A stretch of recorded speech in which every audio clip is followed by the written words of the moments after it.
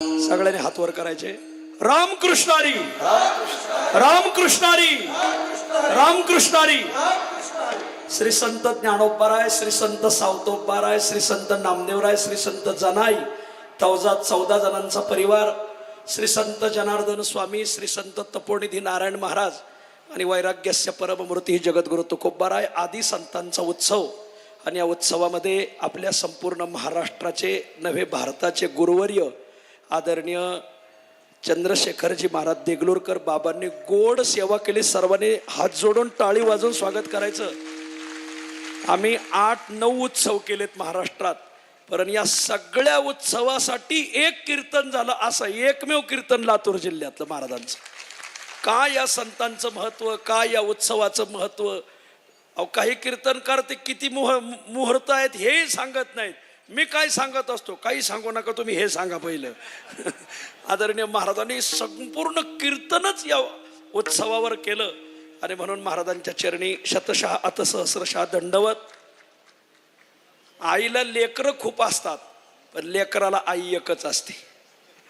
काय तया घरी एका सेपोर, पण मज तो माहेर अनिक नाही.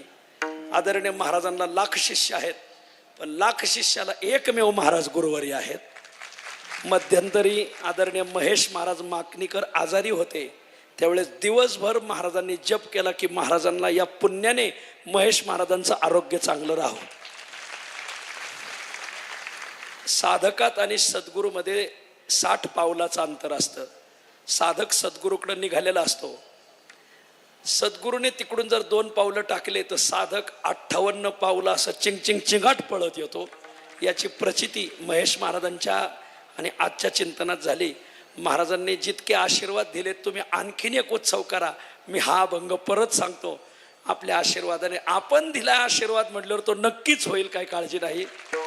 आदरणीय महाराजांचं पूजन लातूर जिल्ह्याच्या वतीने जगद्गुरु तुकाराम महाराजांचे वंशज आणि संस्थांचे दोन्हीही माजी अध्यक्ष आदरणीय माणिक महाराज मोरे आणि रामदास नाना मोरे दोघांनी महाराजांचं लातूर जिल्ह्याच्या वतीने आणि संस्थांच्या वतीने पूजन. हात जोडा.